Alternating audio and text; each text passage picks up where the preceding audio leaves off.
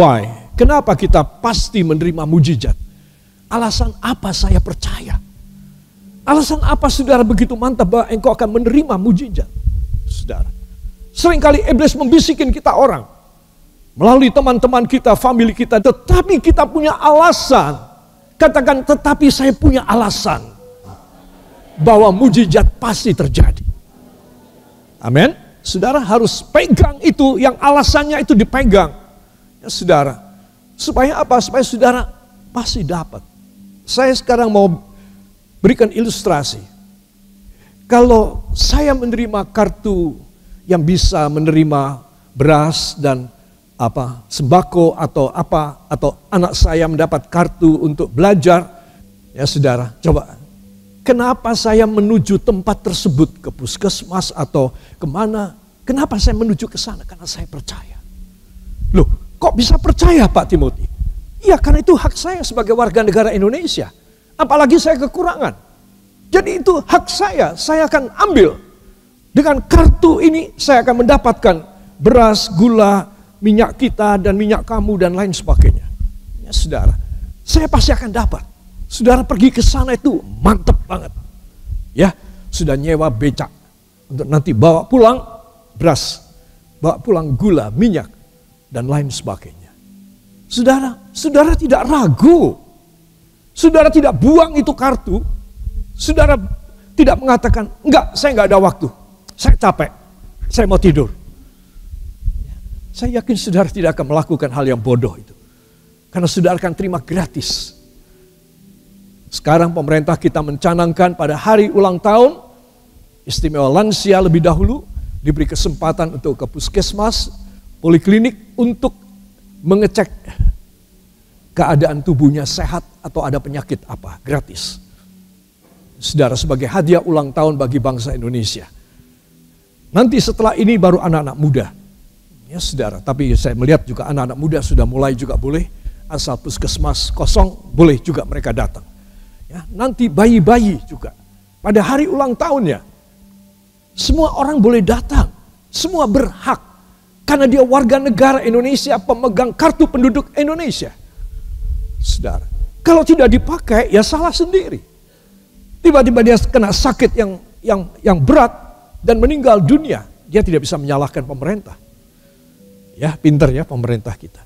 Tidak ada satu orang boleh menyalahkan pemerintah kalau dia sakit berat. Karena sudah dikasih kesempatan untuk checking awal, check up semuanya. Supaya dia bisa diobatin dalam jangka waktu yang lama. Saudara, sekarang saya kembali pada tema kita. Why?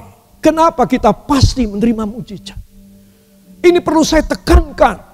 Karena Yesus telah naik ke sorga dan dia menyiapkan segala bala bantuan buat saudara. Dia tidak di dunia. Untuk ke dunia dia kirim Roh Kudus. Supaya Roh Kudus membantu kita dalam segala kelemahan kita. Katakan, Roh Kudus membantu saya dengan segala kekuatannya dalam kelemahan saya. Tuh coba, itu alasan kenapa saudara bisa dan harus terima mujizat. Saya bisa. Sekali ini saudara datang ke gereja, apa yang menjadi beban saudara? Saya minta saudara dalam hati saudara, Tuhan, hamba gak mau ngalah dengan bisikan iblis. Hamba mau menang, hamba mau jalan terus. Hamba akan menerima mujizat malam hari ini. Tidak bisa tidak, mujizat akan terjadi pada hamba. Yesus masuk ke dalam sorga supaya memberikan kepada saudara lebih bebas.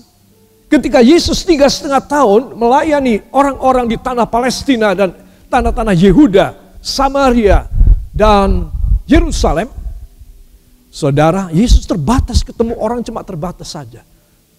3,5 tahun, saudara, hanya terbatas. 3,5 tahun adalah 42 bulan. Saudara bisa bayangin berapa banyak yang Yesus bisa dapatkan, yang bisa Yesus tatap muka, cuma sedikit. Sedikit aja naik turun, kadang-kadang banyak, kadang-kadang merosot.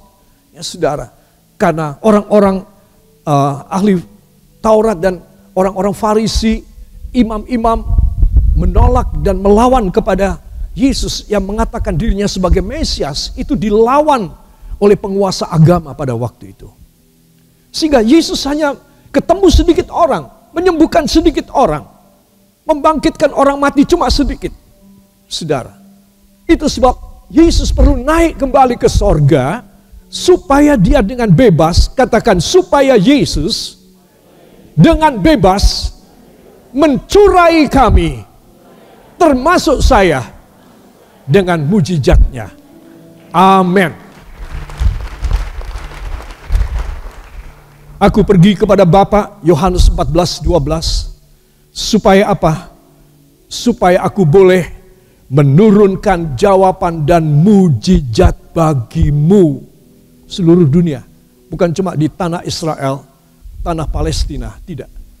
Saudara. Tapi seluruh dunia termasuk Indonesia, di mana saya dan saudara berada saat ini, saudara, maka Tuhan akan mencurahkan jawaban doa dan mujizat. Sebab seorang anak Tuhan, dia harus yakin, sebentar aku pulang, aku menerima juga. Bukan cuma temanku di sebelah, bukan cuma saudaraku di sebelah sana. Semua kami akan menerima mujizat malam hari ini. Dan sesuatu yang besar akan kami bawa pulang. Amin. Saudara, saya akan tunjukkan satu video tentang apa kata dari Tuhan Yesus mengenai soal dia pulang kembali ke sorga dan mengenai soal dia akan datang kembali. Ya, kita akan mendengarkannya. Nubuat kedatangan Tuhan Yesus yang kedua kali. Dan akan ada tanda-tanda pada matahari, dan bulan, dan bintang-bintang. Dan di bumi, bangsa-bangsa akan takut dan bingung menghadapi deru dan gelora laut.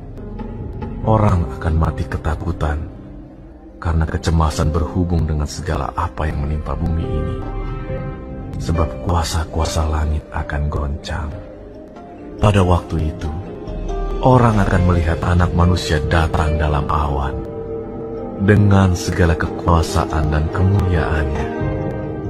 Apabila semuanya itu mulai terjadi, bangkitlah dan angkatlah mukamu, sebab penyelamatanmu sudah dekat. Jagalah dirimu, supaya hatimu jangan syarat oleh pesta pora dan kemabukan, serta kepentingan-kepentingan duniawi, dan supaya hari Tuhan jangan dengan tiba-tiba jatuh ke atas dirimu seperti suatu jerat. Sebab ia akan menimpa semua penduduk bumi ini. Berjaga-jagalah senantiasa sambil berdoa, supaya kamu beroleh kekuatan untuk luput dari semua yang akan terjadi itu, dan supaya kamu tahan berdiri di hadapan Anak Manusia. Apa yang saya dan saudara dengar, ini adalah cuplikan daripada khotbah Yesus kepada orang-orang semua, supaya mereka berjaga. Akhir zaman itu sudah akan mendekat. Bayangin, ini awal dari gereja Tuhan ketika Yesus di atas muka bumi. Namun dia sudah mengatakan waktunya sudah dekat. Jadi saya dan saudara tidak boleh berspekulasi, nanti masih jauh. Apalagi anak-anakku masih kecil. Bagaimana aku mau dekat sama Tuhan? Repot sekali. Harus cari duit. Harus kasih makan mereka, harus antar ke sekolah. Saudara, nah itulah. Pekerjaan setan itu membuat semua orang Kristen akan menjadi kelabakan. Gimana aku melakukan perintah Tuhan untuk aku dekat dengan dia. Karena aku masih banyak urusan. Ya saudara, itu sebab Tuhan Yesus berkata, hati-hati, aku katakan kepadamu. Karena waktunya sudah singkat. Tidak lama lagi. Ya saudara. Sehingga dengan demikian saya dan saudara mulai menyadari. Tuhan, waktu sudah singkat. Hamba kerepotan, kurang uang, kurang fasilitas. Gak bisa punya ini, gak bisa beli itu yang kami butuhkan. Terus mau apa? Saya mau apa? Saya menghadapi keadaan tersebut di muka mata saya. Terasa pada daging dan perasaan saya. Kalau saya mengerti firman dan rohani, maka saya akan menadahkan tangan saya, Tuhan, tolong beri mujizat kepada hamba. Apa yang hamba tidak bisa selesaikan, apa yang hamba sudah kalang kabut, gak tahu jalan apa yang hamba harus tempuh sekarang ini. Please Tuhan, tolong.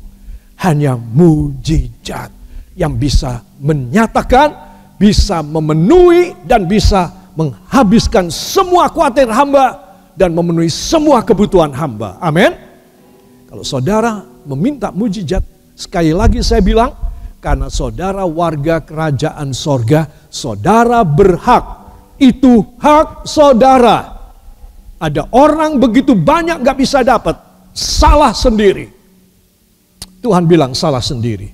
Aku sudah memberi kepada kalian. Entah kalian tidak bisa dapat. Dari mana sebab? Dari iblis, kakek moyangmu itu. Dialah si pembohong dari awal, dialah si pembunuh dari awal. Dialah yang menaburkan lalang pada gandum yang aku taburkan.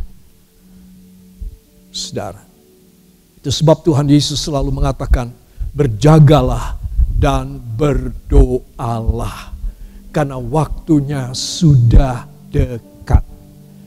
Yang percaya dan mau beri tepuk tangan bagi dia. Saudara yang kekasih, sekarang saya masuk pada yang kedua, bahwa brain flushing adalah awal bahagia. Dan brain flushing ini saya sudah jelaskan beberapa kali dalam beberapa kebaktian, adalah pembaharuan pikiran dan emosi. Pikiran dan apa? Emosi. Itulah yang bikin saya berantakan, itulah yang membuat saya tergeletak, itulah yang membuat saya gagal dalam semua hal.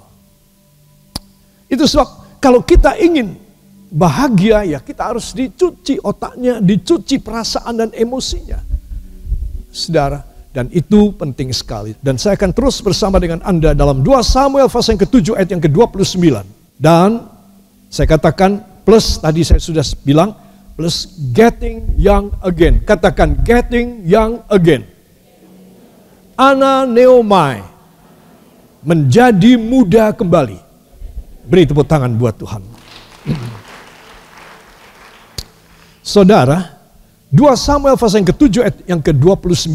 Mari kita akan baca. 1, 2. Kiranya engkau sekarang berkenan memberkati keluarga hambamu ini, supaya tetap ada di hadapanmu untuk selama-lamanya. Sebab ya Tuhan Allah, engkau sendirilah yang berfirman, dan oleh karena berkat-Mu, keluarga hambamu ini diberkati untuk selama-lamanya. Amin. Beri tepuk tangan bagi dia. Luar biasa. Mendapatkan satu ayat di perjanjian lama seindah ini, saudara, jarang. Ayat seindah ini jarang. Saudara, ini sepertinya, ini harusnya di zaman gereja, pada perjanjian baru ini. Kiranya engkau sekarang berkenan memberkati keluarga hambamu ini, supaya tetap di hadapanmu untuk selama-lamanya. Selama-lamanya, karena mereka ada pada akhir zaman. Tapi tidak, ini pada perjanjian lama. Ya saudara, sebab ya Tuhan Allah, engkau sendirilah yang berfirman. Engkau sendirilah yang berfirman. Apakah Daud pernah ketemu dengan Tuhan? Seperti di perjanjian baru. Dan orang-orang mendengar suara Tuhan Yesus sendiri. Tidak. Daud tidak pernah mendengar suara Tuhan. Tapi dia mengatakan, sebab ya Tuhan Allah, engkau sendirilah yang berfirman. Kayak apa dia menghargai suara khotbah ketika dia berbakti, dia beribadah kepada Tuhan di rumah Allah. Kayak apa dia menganggap Tuhan hadir untuk bicara sama dia. Makanya saya bilang ini ayat harusnya di perjanjian baru. Tetapi ini terjadi di perjanjian lama. Luar biasa. Siapa yang membuat hal yang lama dan jauh dan kuno menjadi up to date? Daud mengubahnya. Dari apa yang dari perjanjian lama sampai itu meresap dalam hidupnya. Dia sendiri hidup di zaman perjanjian lama, namun dia boleh mengalami Tuhan berfirman kepadaku. Saudara, Itu sebab kalau seorang datang dengan penuh perhatian, dengan penuh kesungguhan hati, datang dengan semangat yang tinggi, dia bisa mengubah semua paradigma dan parameter yang lampau, yang kuno, yang tidak mungkin bisa membuat dia berjaya, apalagi bisa menghasilkan kesuksesan dalam sejarah hidupnya. Tidak mungkin, tetapi dia bisa menjadikan terjadi. It is a very easy method from God, through the words of God, that we can change everything that is have already so long ago. But we can change to move on everything. All the promises of God to become updated right now. Sudah diupdate sekarang buat kita. Daud bisa membuat ini. Saya heran, kiranya engkau sekarang berkenan memberkati keluarga hambamu ini, ya, memberkati keluarga hambamu, supaya tetap ada di hadapanmu untuk selama-lamanya. Sebab ya Tuhan Allah, engkau sendirilah yang telah berfirman. Coba, perjanjian lama, semua firman harus melalui nabi dan pelihat, tetapi tidak untuk Daud.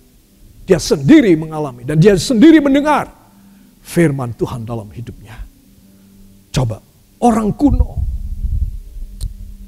tidak ada modernnya sama sekali, tetapi bisa menghadirkan Tuhan. Kalau kita di zaman perjanjian baru sekarang, di mana memang ini zaman anugerah, kita tidak bisa mendapatkan mujizat. Saudara bisa bayangkan, tidakkah kita keterlaluan? Perjanjian lama saja bisa terjadi. Kenapa kita di perjanjian baru kita tidak bisa terjadi? Bukankah kita yang keterlaluan? Saya perlu menjelentrehkan ini, supaya semua kita pegang perjanjian Tuhan. Bila kita pegang perjanjiannya, maka kita boleh berkata, dan oleh berkat-Mu, keluarga hambamu ini diberkati untuk selama-lama-lamanya. Hebat sekali. Saya jadi mengiri kepada Daud. Dia orang sebelah sana. Dia orang yang sangat kuno. Orang primitif di dalam tatanan penanggalan kalender kita perjanjian baru. Orang primitif dia. Orang bahwela. Entah dia mendapatkan dan dia bisa menghadirkan sosok Allah berfirman kepada dia. Tidak melalui nabi. Kepada dia sendiri. Coba. Dia bukan orang suci. Dia orang berdosa. Itu sebab para kekasih saya ingin mengajak supaya saudara tergugah. Gimana ya? Aku kok lama tidak dapat mujizat. Padahal aku tidak tahu sampai kapan aku hidup. Tuhan, firman ini harus menggugah semangat hamba. Supaya hamba mempunyai satu keberanian percaya. Katakan, mempunyai keberanian percaya. Mulai malam ini, untuk menerima mujizat. Mengubah sejarah hidup saya. Isi rumah tangga saya. Semuanya dirubah. Dalam nama Yesus. Amin.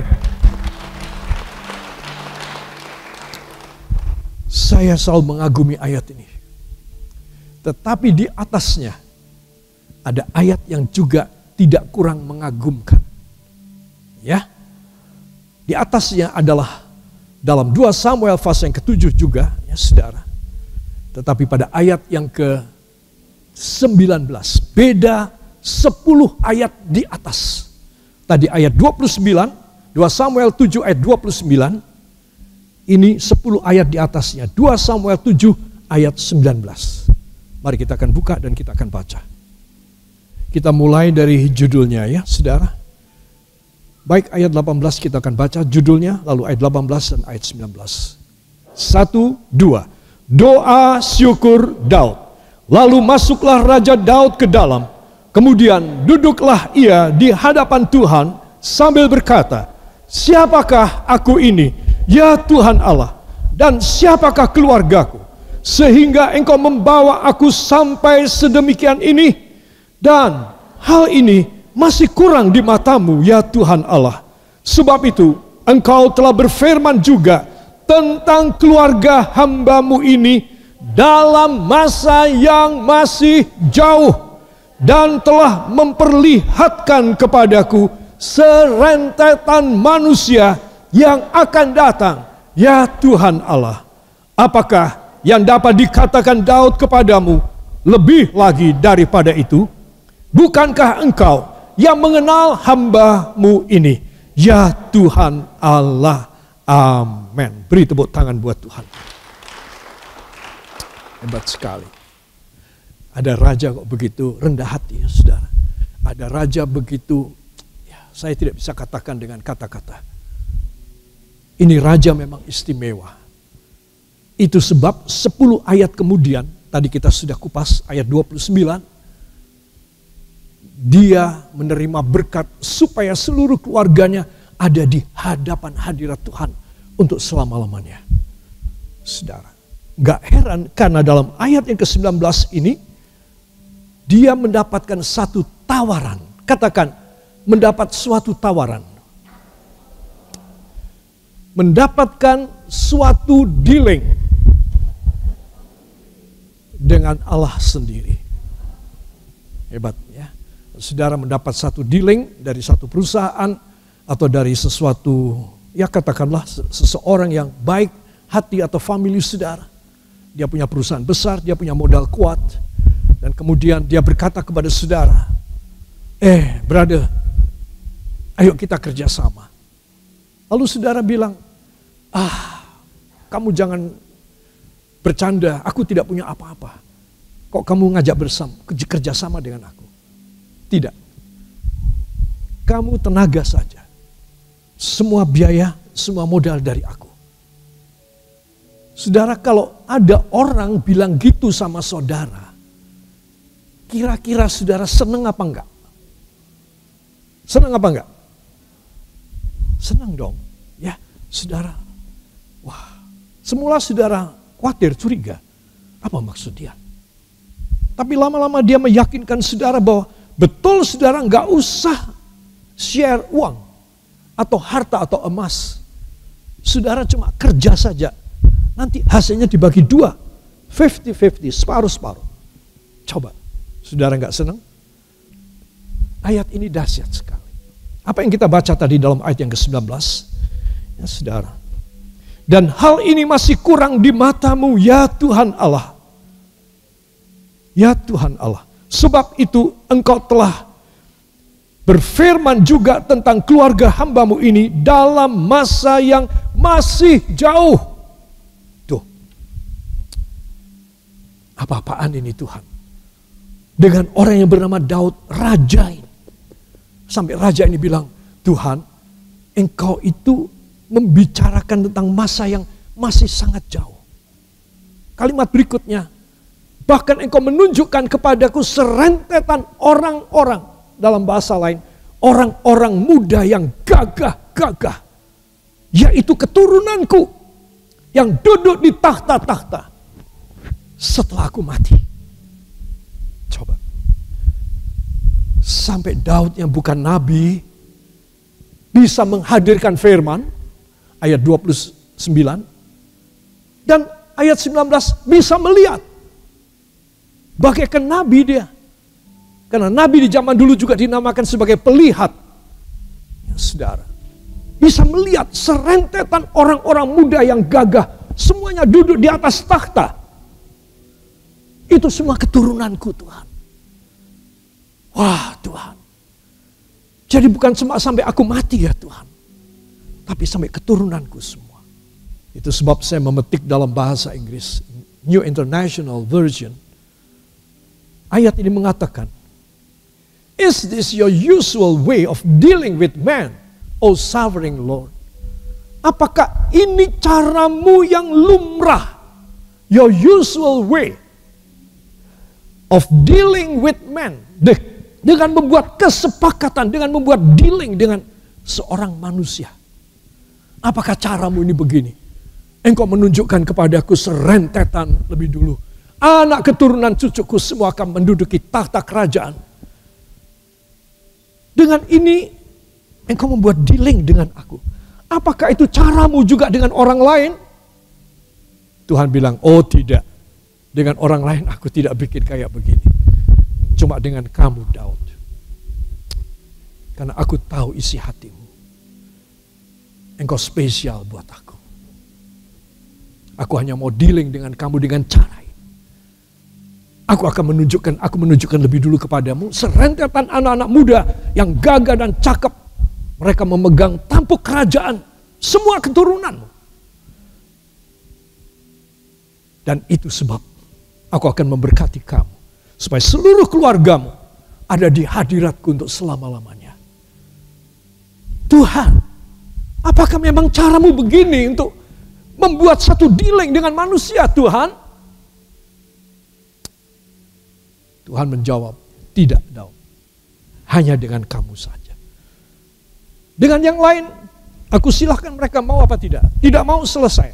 Tutup buku dengan mereka. Tapi kalau dengan kamu tidak. Coba.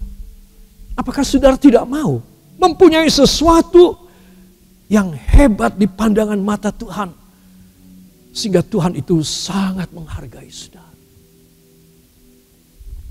Gak karu-karuan besar penghargaannya kepada saya dan kepada saudara. Saudara harus mikir dong. Kalau saya membaca Alkitab, bukan hanya Roh Kudus mengajari saya. Iman saya yang bicara. Tapi juga saya punya pikiran juga bicara. Tuhan, pasti gak semua orang kau lakukan macam begini. Engkau mau mengajak kerjasama, dealing dengan Daud. Dan engkau membeberkan lebih dulu semua kehebatan. Sampai Daud tidak bisa bilang apa-apa. Bahkan dia bertanya, Tuhan, is this your usual way of dealing with man, O sovereign Lord? Saya merasa kecil sekali ketika mendengar kata-kata dari Daud kepada Allah. Dan kata-kata ini, saudara, membuat Allah jatuh hati lagi. Lebih sungguh-sungguh kepada Daud. Orang yang bisa dipercaya oleh Tuhan adalah orang yang bisa membuktikan siapa dia setiap harinya. Siapa dia setiap harinya.